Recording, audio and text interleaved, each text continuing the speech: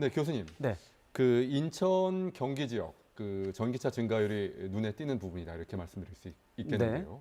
정부와 지자체가 완성차 업체에 어느 정도 그 인센티브를 주는 동시에 네. 의무 판매 대수 같은 것들을 부과하고 있는 것으로 알고 있는데요. 네. 현재 현황이 어떻습니까? 맞습니다. 지금 뭐 중국이 사실은 친환경차 의무 판매 제도라는 게 있습니다. 그러니까 이제 지금 대부분 전기차에 대한 구입은 소비자가 부담을 느끼고 정부가 그 보조금을 대주는 형태인데, 그러다 보니까 제작사가 일단 차만 만들어서 판매해서 정부의 보조금을 받는 거는 뭐 이 제작사 입장에서는 나름대로 의무감을 좀 줘야 되겠다라고 해서 의무 판매 제도라는 것을 도입을 했습니다. 물론 이 부분에 대해서는 환경문화산업통상자원부가 굉장히 논란이 많았던 내용이거든요. 근데 중국이 의무 판매 제도를 진행을 하고 있다 보니까 국내에서도 처음에 한 5% 정도 수준부터 시작을 합니다. 그래서 뭐 예를 들어서 100대를 팔면 5대를 전기차를 판매를 해야 되는 거죠.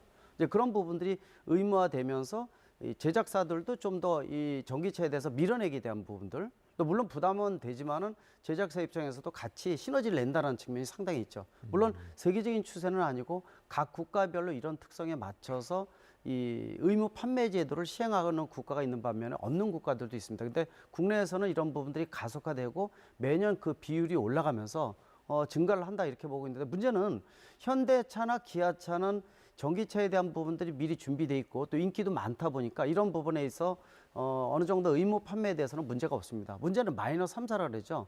뭐 한국제임이라든지 르노코리아, 쌍용 같은 경우에는 실제로 전기차 판매가 아예 없거나 거의 미미한 수준이라고 볼 수가 있는데, 이런 경우에는 실제로 부담이 되면서 나중에는 이 부분에 못 맞추게 되면은 대당 벌금을 낸다든지 하면서 상당 부분 그 비용이 부담이 상당히 클 것으로 예상을 하고 있습니다.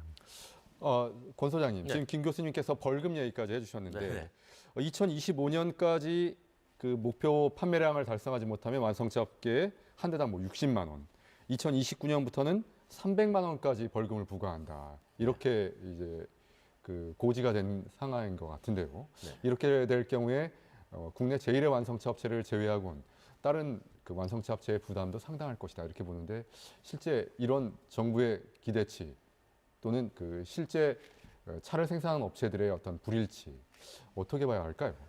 그러니까 이게 이제 그 닭이 먼저냐 달걀이 먼저냐 이제 그런 관계인 건데, 그러니까 쉽게 보면 그런 겁니다.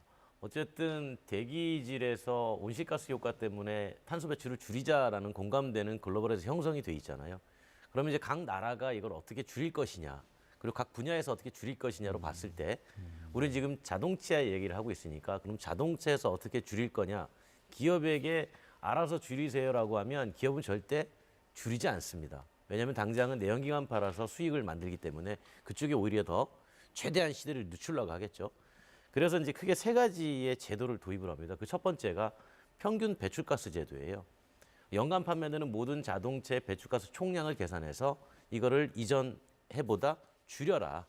못 줄이면 벌금을 부과하겠다라는 평균 배출가스 총량 제도를 하나 도입을 하고, 이것도 모자라가지고 친환경차를 의무적으로 섞어서 팔아라 라고 하는 의무 판매제를 하나 추가로 또 도입을 합니다. 이건 역시도 못 맞추면 말씀하신 것처럼 최대 300만 원까지 이제 페널티를 부과하게 되죠. 이것도 모자라서 2030년이나 2035년부터는 아예 내연기관을 판매하지 말아라. 그래서 이 큰 틀의 세 가지의 규제를 가지고 전동화 속도를 높여가는 거고요. 이 전동화 속도를 따라가는 회사와 그렇지 못하는 회사가 이제 어떻게 우리를 보호해 줄 거냐의 문제가 아니라 이제 기업 스스로 생존의 길을 찾아가야 되는 상황이 된 거죠. 예전에는 우리가 그랬거든요.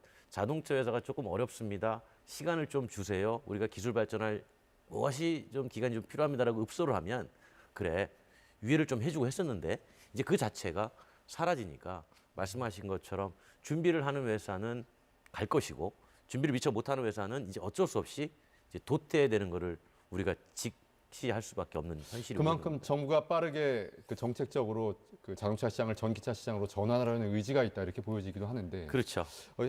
다 유럽이라든가 북미 시장도 이렇게 판매 대수를 늘리기 위한 어떤 인센티브라든가 또 페널티 제도, 벌금 제도를 운영하고 있습니까? 네, 실제로 이제 미국 같은 경우에는 평균 배출가스 총량에서 리터당 일정 기준을 못 맞추면 원래 킬로미터당 한 4달러 정도의 벌금을 부과하다가 그걸 미국 에너지성에서 최근에 이제 높이자 이대로 가면은 내연기관도 줄여야 되는 상황에서 오히려 내연기관만 완화가 될 수는 없지 않느냐 해가지고 그 벌금을 높여가고 있고요.